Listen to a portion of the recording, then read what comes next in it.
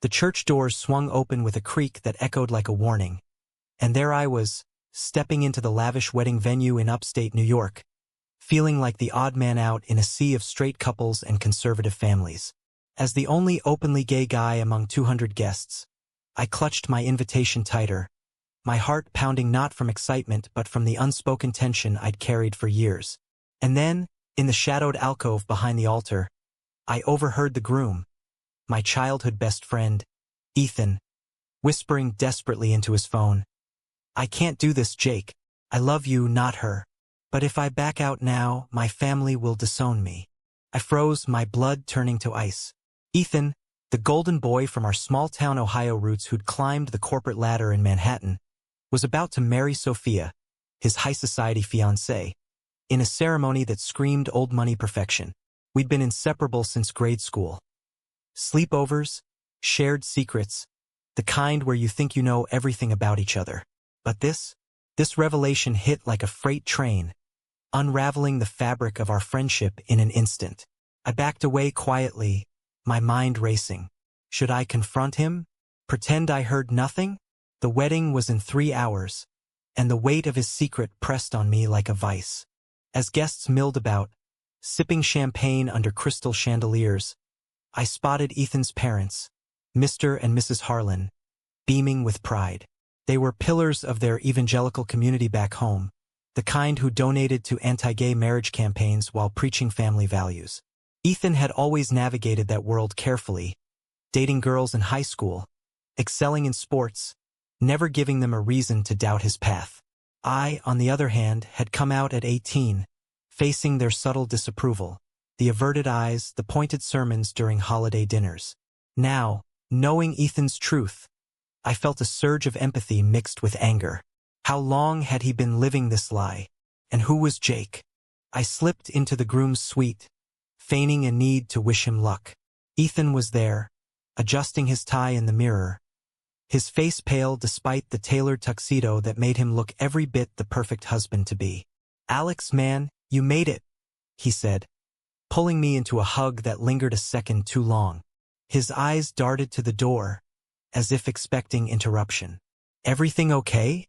I asked, my voice steady but my pulse erratic. He nodded too quickly. "Yeah, just nerves. Sophia's the one, you know? This is it." But his smile didn't reach his eyes, and I saw the crack. The man I'd idolized as confident and unbreakable was crumbling inside. We talked about old times, laughing over stupid pranks from our teens, but the air thickened with unspoken words. I wanted to blurt it out, to demand answers, but the door burst open with groomsmen clapping Ethan on the back, ushering him out for photos. Left alone, I paced the room, my thoughts spiraling. If I stayed silent, I'd be complicit in his deception, watching him trap himself in a marriage built on sand. But speaking up could shatter everything. His family, Sophia's heart, our friendship. The moral quandary gnawed at me. Was love worth the destruction it might cause? As the ceremony approached, I found myself seated in the pews, watching Sophia glide down the aisle in her ivory gown, her face radiant with joy. Ethan stood at the altar, his posture rigid, eyes locking onto mine for a fleeting moment that screamed for help. The priest began, and my stomach twisted. I couldn't let this happen. During the vows, when the priest asked if anyone objected, my hand trembled, but I held back.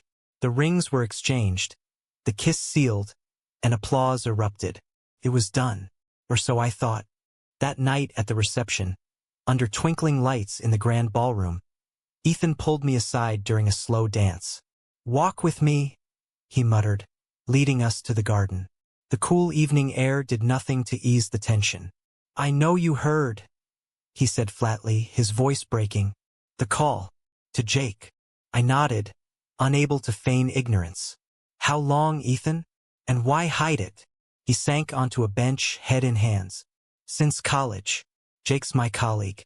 We met at work and it just happened. But my parents, they'd cut me off. Sophia's family has connections. This marriage secures my future. I thought I could make it work. Be the husband she deserves while keeping Jake's secret." His words hit like punches. The betrayal wasn't just to Sophia but to himself.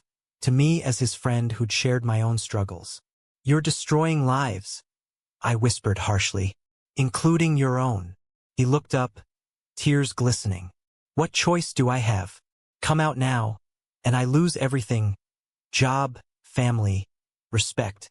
The conflict tore at him, visible in his clenched fists, the way his shoulders slumped under the weight of societal expectations. I felt my own anger rise. I'd fought those battles, lost relationships over my truth. Yet here he was, choosing the easy path at others' expense. We argued in hushed tones as music drifted from the hall.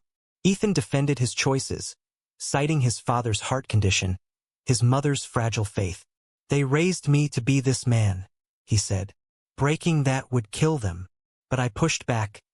"Living a lie will kill you." The confrontation escalated, voices rising until a groomsman wandered by, forcing us to silence. Ethan stood, wiping his face. "Promise me you'll keep this quiet, Alex, for old time's sake." I hesitated, the decision hanging like a noose. Loyalty versus integrity, what was the right call?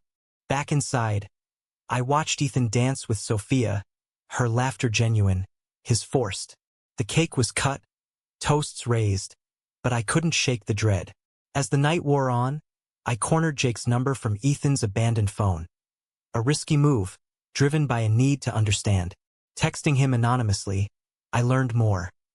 Their affair was passionate, real, but Ethan had promised to end it post-wedding.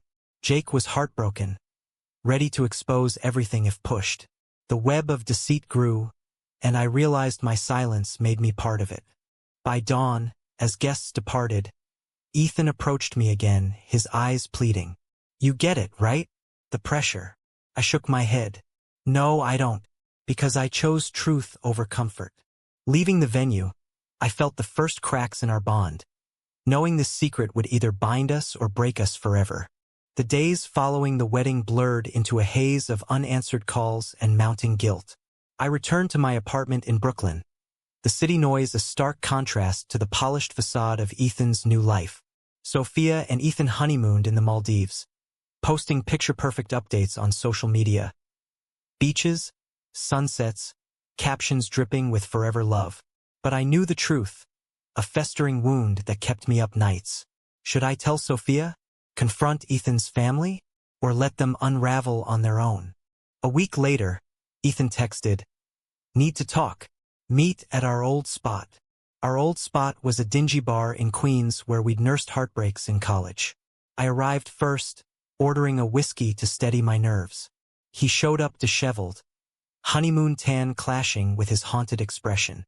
"Sophia's pregnant," he blurted, sliding into the booth. The shock rippled through me. "Already?" "But," he cut me off. "It happened before the wedding. We found out right after. That's why I couldn't back out." The revelation added layers to his deception. A child meant stakes skyrocketed, family legacy, societal norms pressing harder. Ethan leaned in, voice low. "Jake won't let go. He's threatening to tell Sophia if I don't leave her."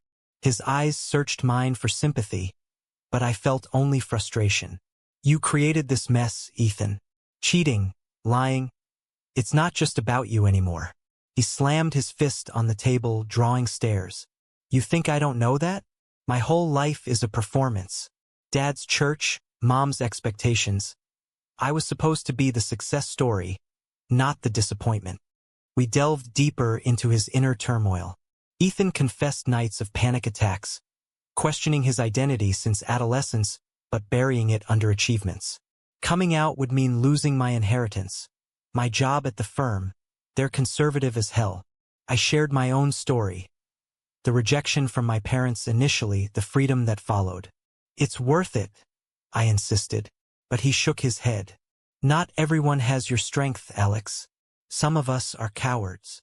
The argument turned heated, words flying like daggers. "You're betraying everyone who loves you," I accused. "Including Jake." He recoiled. "Jake understands the pressure." But I pressed, "Does he? Or is he just another casualty?" Ethan stormed out, leaving me with the bill and a churning gut. Driving home, I wrestled with my role, friend or moral compass. Intervening could save him from a lifetime of regret. But at what cost? Sophia called me unexpectedly the next day. Alex, something's off with Ethan. He's distant, secretive. You two are close, any idea? Her voice cracked, vulnerability raw. I stammered excuses, hating the lie. Just post-wedding stress, probably. But guilt gnawed deeper. Meeting Jake became inevitable. I arranged it through the anonymous text, at a coffee shop in Midtown. Jake was handsome, mid-30s, with a quiet intensity. "You're Alex, Ethan's friend," he said, recognizing me from photos. "He talks about you a lot." Over lattes, he spilled. Their relationship started innocently at work events, evolving into stolen moments. I love him, but he's trapped in that straight life. Jake's pain mirrored Ethan's. Years in the closet himself, now facing heartbreak. If he chooses her, I'll expose us. I can't be the secret anymore. The moral dilemma intensified. Jake's ultimatum was a ticking bomb, forcing Ethan into a corner. I urged restraint. Give him time. Blowing it up hurts innocence. The baby, Sophia. But Jake's eyes hardened. What about my hurt? Years wasted. Leaving the meeting, I felt the weight of multiple lives in my hands. Whose side was I on? Ethan's father called next, his booming voice laced with concern. "Son's acting strange. You notice anything at the wedding?" Mr. Harlan, ever the patriarch, probed subtly. I deflected, but his words lingered. "Family comes first, Alex. Ethan's got responsibilities now." The pressure from all sides built, a storm brewing. In a moment of weakness, I confided in my therapist, unpacking the chaos. Am I enabling him by staying silent? She posed questions that echoed my fears. What if the truth frees him? What if it destroys? Back home, Ethan showed up unannounced, frantic. Jake's pushing me to decide. "Help me, Alex. Tell me what to do." We talked till dawn, dissecting options. Leave Sophia. Scandal, divorce, custody battles. Stay. A loveless marriage, resentment breeding. Come out. Family rejection, career fallout. Each path demanded sacrifice. Ethan wept, admitting, "I envy you, living authentically." But envy turned to resentment. "It's easy for you. No wife, no kid." The jab stung, highlighting our divergent paths. As he left, promising to think, I realized my own stake. Our friendship, once unbreakable, now fractured by secrets.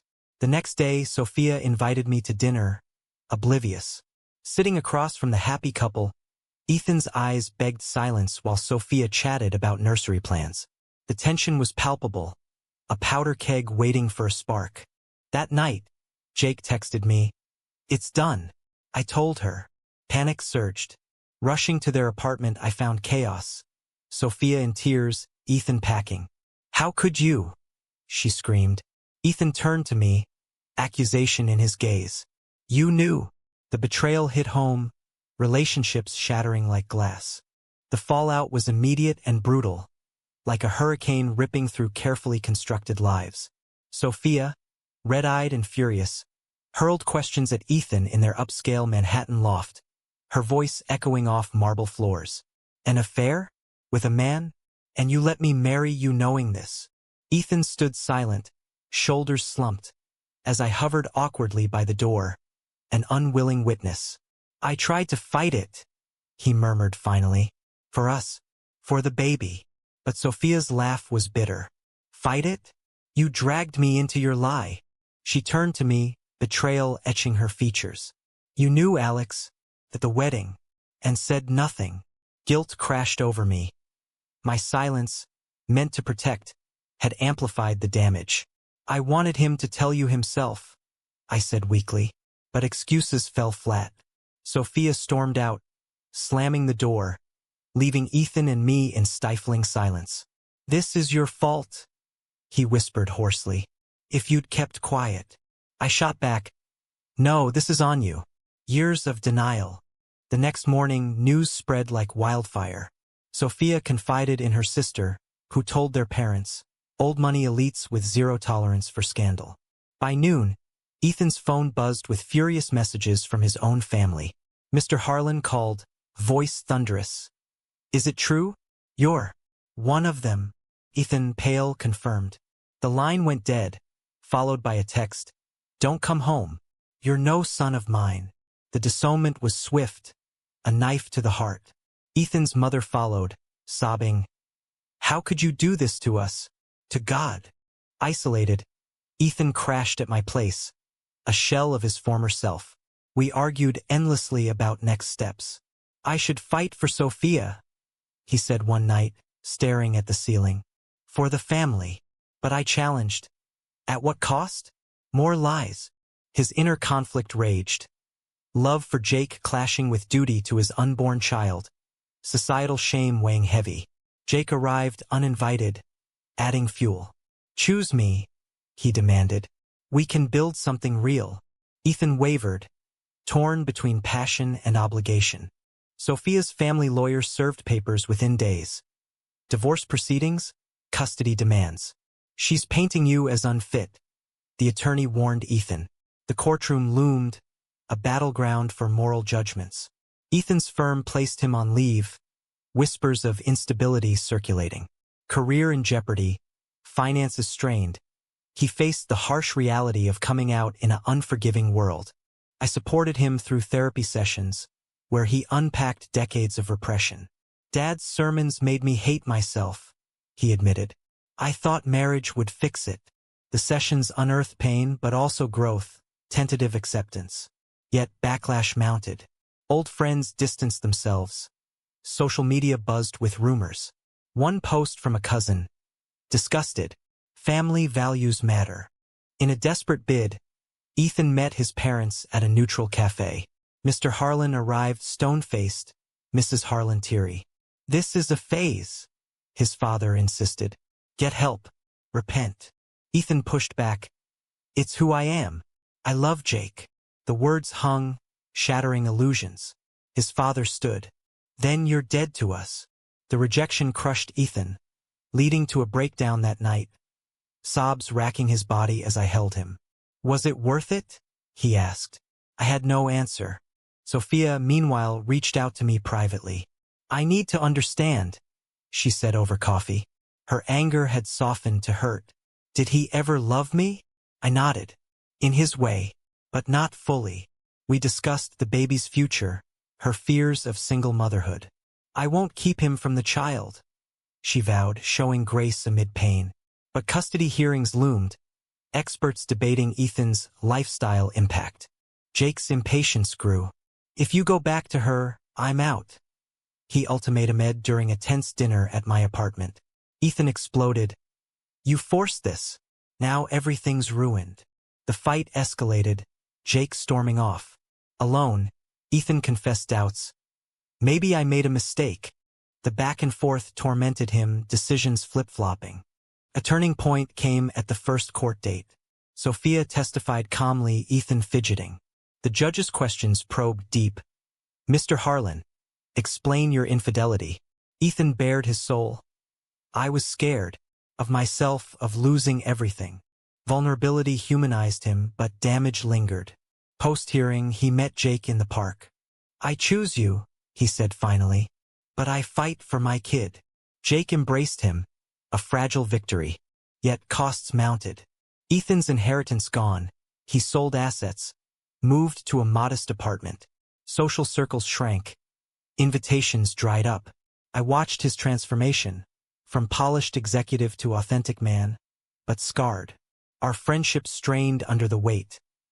He blamed me for pushing truth. I resented his initial cowardice. Months passed, the divorce finalized amicably. Sophia allowed visitation, the baby a boy born healthy. Ethan held him first, tears flowing. I'll be the father he deserves, he promised. But shadows remained. Family estrangement, career setbacks. In quiet moments, he questioned, did I trade one prison for another? The awakening was bittersweet. Ethan advocated quietly for LGBTQ rights at work, finding purpose. But the journey's toll, broken trusts, lost bonds, left indelible marks. As he rebuilt, I reflected on my role. Catalyst or culprit? The lines blurred in the drama of human frailty. With the dust settling from the divorce, Ethan's life entered a precarious new phase, one where every step forward came with a glance back at the wreckage.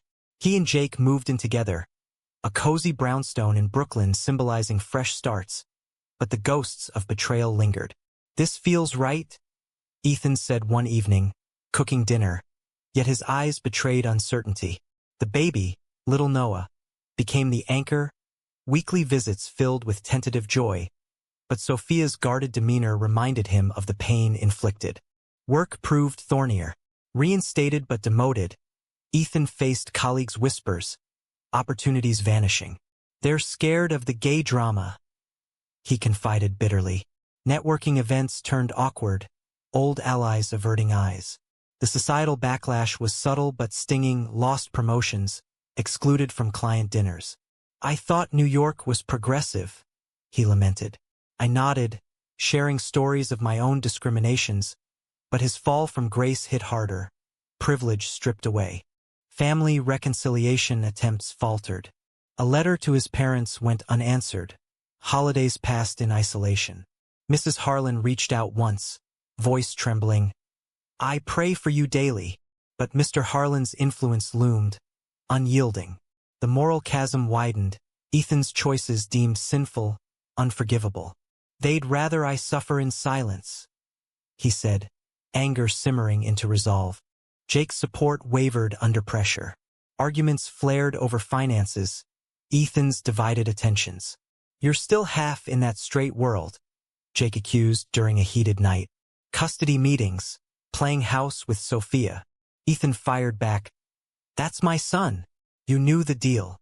The relationship strained, passion cooling into routine. Jake confessed his own fears. "I pushed you out, but what if you resent me?" The doubt seeded cracks, testing their bond. Sophia's world shifted too.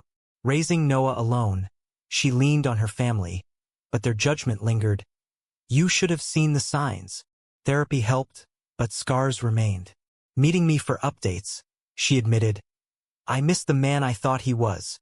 Our conversations turned philosophical. Love's illusions, forgiveness's limits. "Can I ever trust again?" she asked. I had no easy answers, only shared vulnerability. A crisis hit when Mr. Harlan suffered a stroke, news delivered via a cousin. Ethan rushed to Ohio, hospital corridors echoing past tensions. His father, frail in bed, glared. "Why are you here?" Ethan swallowed pride. "Because you're family." But reconciliation stalled. Mr. Harlan muttered, "You've shamed us." Mrs. Harlan pulled him aside. "Give him time." Ethan left defeated, the visit reopening wounds. Back in New York, he spiraled, drinking more, withdrawing. "Everything I touched turned to ash," he told me over beers. I urged therapy escalation, but he resisted. Admitting weakness again? No. The inner battle raged. Pride versus healing. Jake issued an ultimatum. "Get help or I'm gone." Cornered, Ethan agreed, sessions unveiling deeper traumas, childhood repression, fear of abandonment. Progress came slowly. Ethan volunteered at an LGBTQ center, mentoring youth, finding solace in shared stories.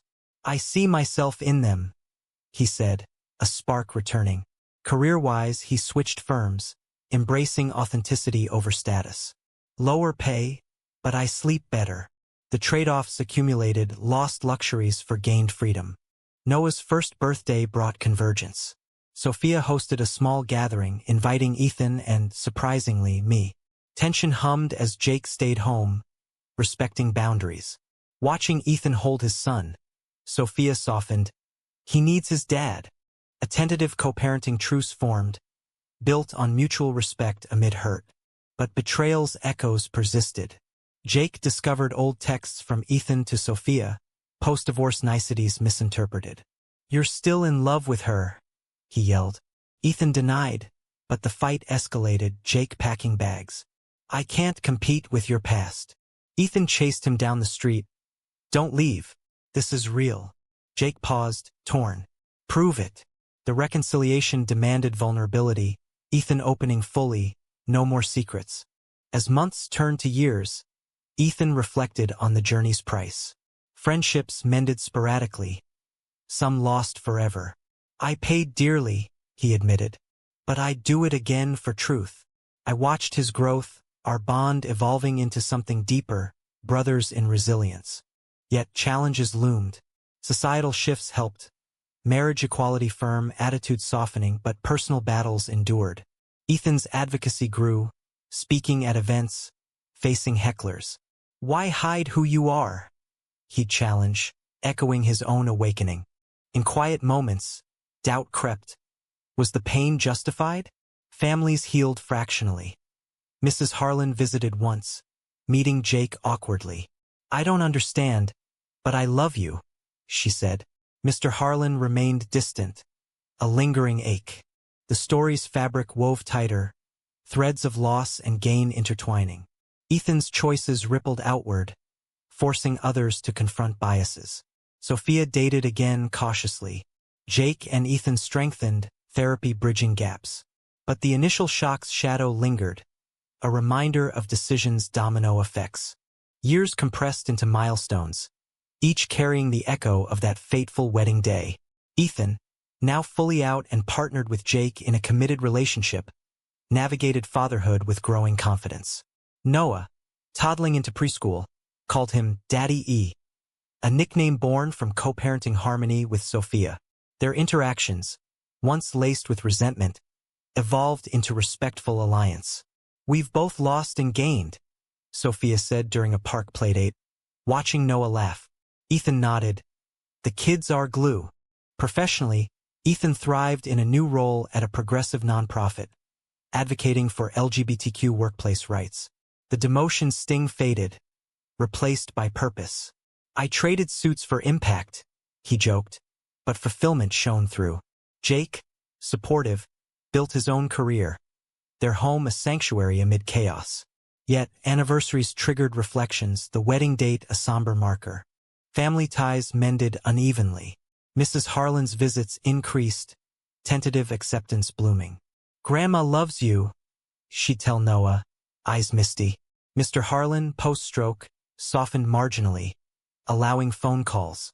Not ready for more, Ethan shared, pain evident.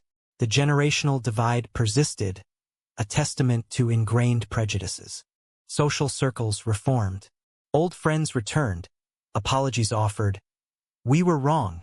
Others vanished, exposing superficiality. Ethan embraced new communities, pride events, support groups, where authenticity reigned. I found my tribe, he said, gratitude tempering regret. Inner peace came hard-fought. Therapy unearthed lingering guilt. I hurt so many, but self-forgiveness dawned, recognizing societal pressures as culprits. We all pay for conformity, he mused. Jake's love anchored him, their bond tested and fortified.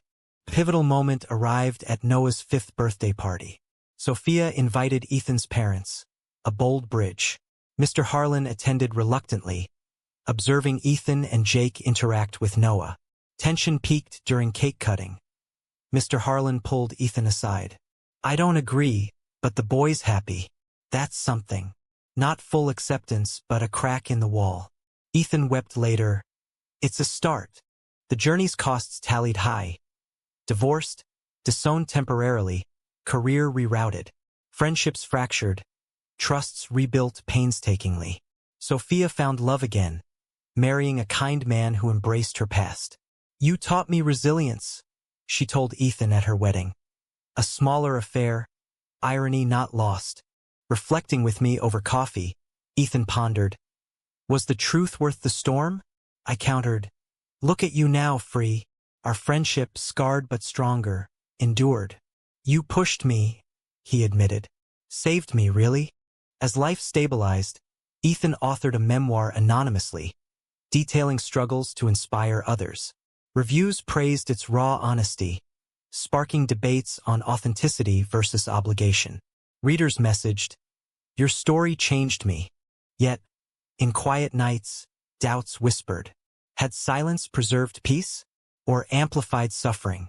The moral ambiguities lingered, choices repercussions eternal.